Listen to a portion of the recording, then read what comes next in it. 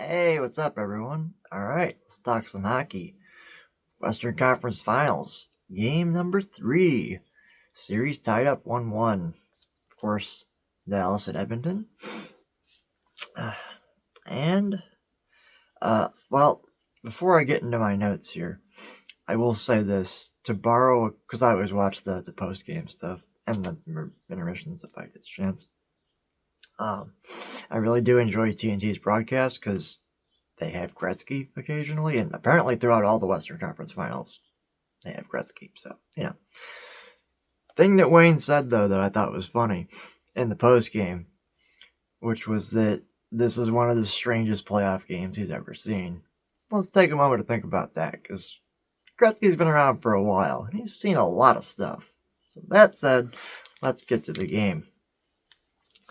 All right, first period. 17:58 remaining on the clock. So, first 2 minutes of the game there. Edmonton gets a goal from seemingly McDavid upon replay. It was Hyman's goal because Hyman was just literally sitting behind Ottinger in the crease, and McDavid bounced it off of him into the net. So, yeah. 1-0 Edmonton. Hyman goal, assisted from McDavid. Kind of. Well, one of those kind of goals where Hyman was in the right place at the right time. McDavid was like, oh, that'll work. Bam. Just skill level of these people. It's ridiculous. Or the younger generation, but younger than me. I'm getting old. Anyway. Gonna try not to tangent too much because we have a lot to cover here. Anyway. Again, moving on. With 12:23 remaining in the first period, so about 8 minutes in there, another Edmonton goal. This time properly from Connor McDavid. Just on a crash in the net play, puts it in, and I think there was probably some replay. Whatever. Anyway, important thing is that marks McDavid's 100th career playoff point, which now puts him at 63 games, fourth fastest to record 100 career playoff points. I believe puts him just behind Draisaitl, who just broke that record recently. I think last round, previous series, Draisaitl got his 100th point in 60 games, making him the third fastest of all time, because Gretzky did it, I want to say 43. Lemieux is 50.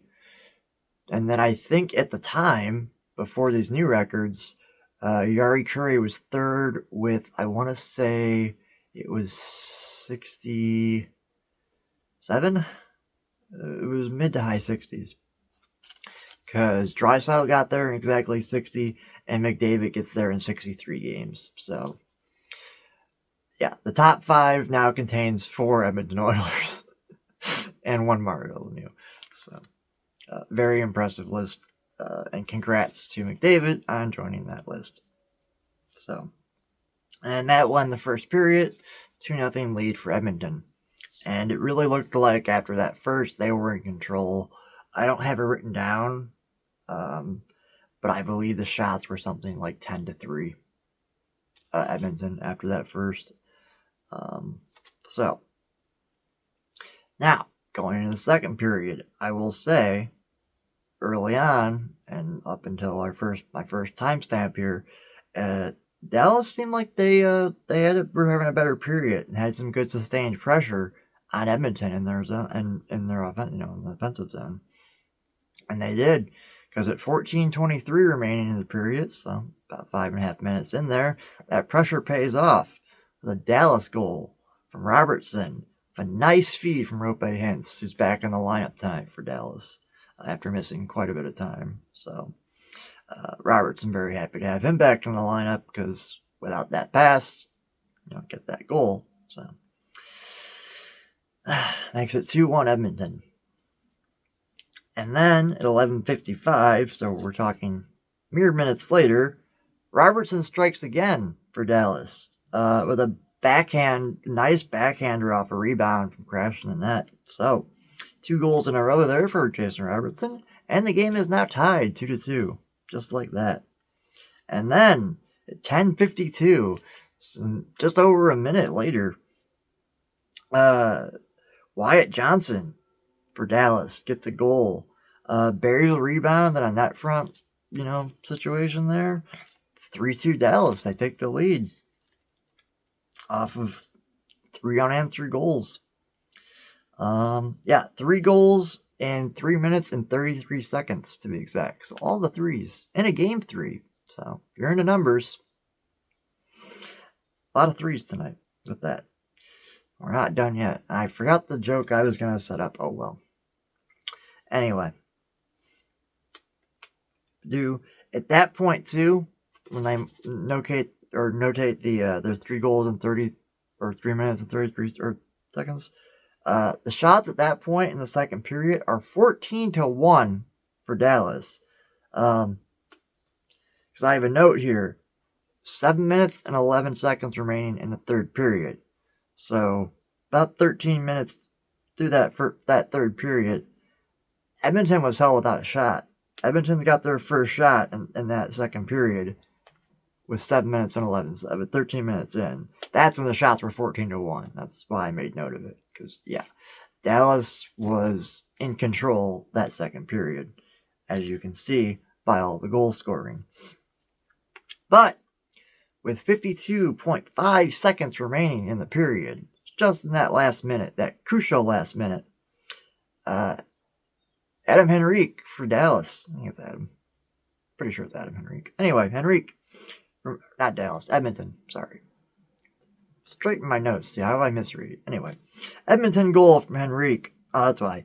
It's off a Dallas turnover in their offensive zone to Brown.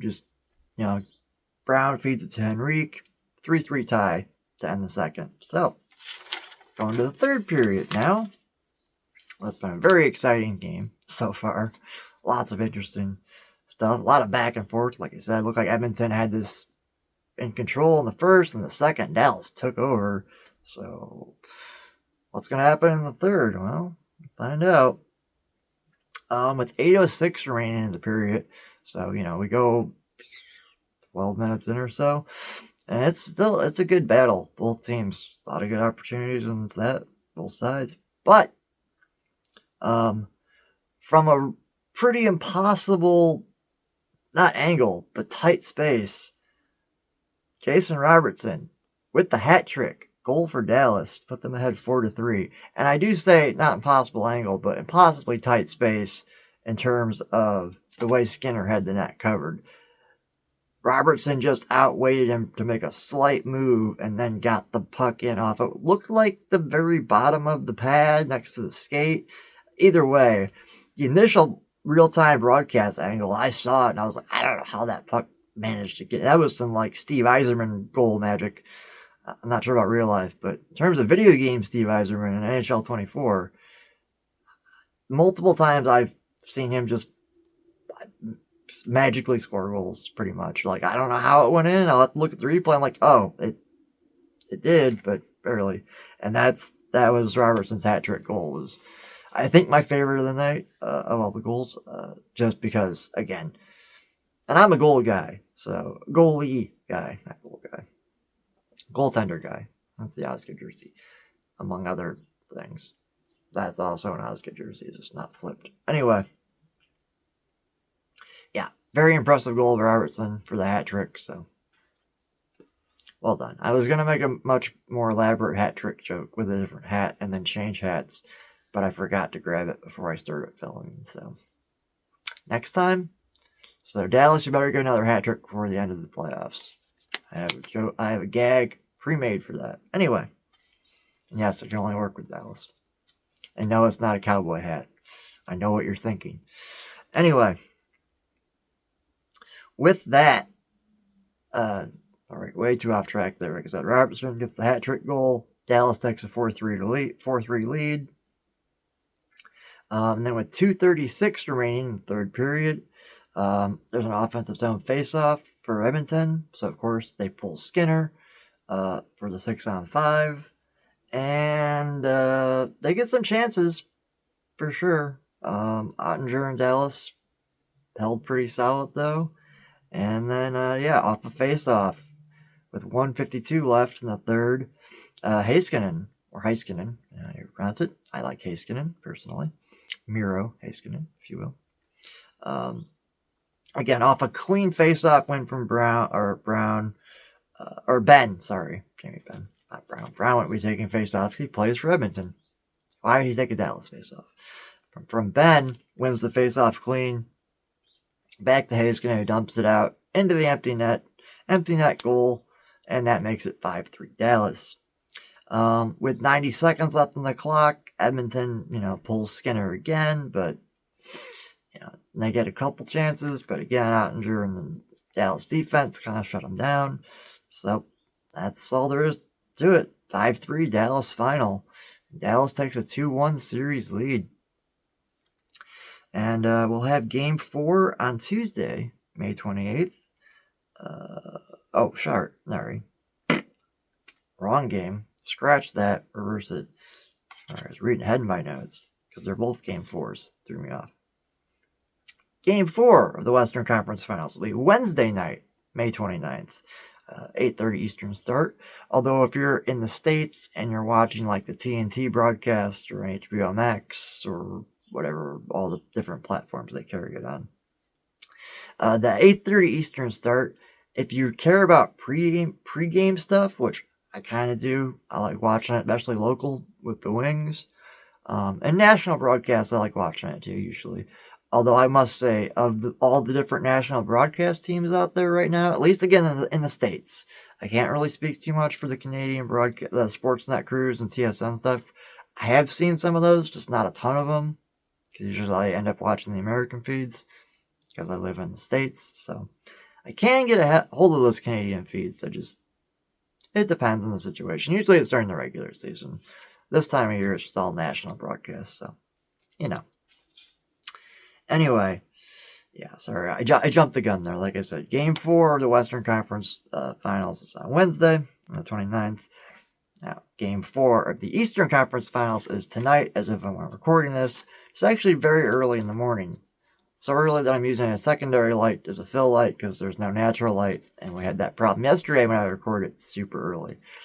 And it was messing with the contrast of the video. Not too much. It wasn't as bad as I expected, but anyway, that wraps it up, and this has gone on far too much longer than it should have.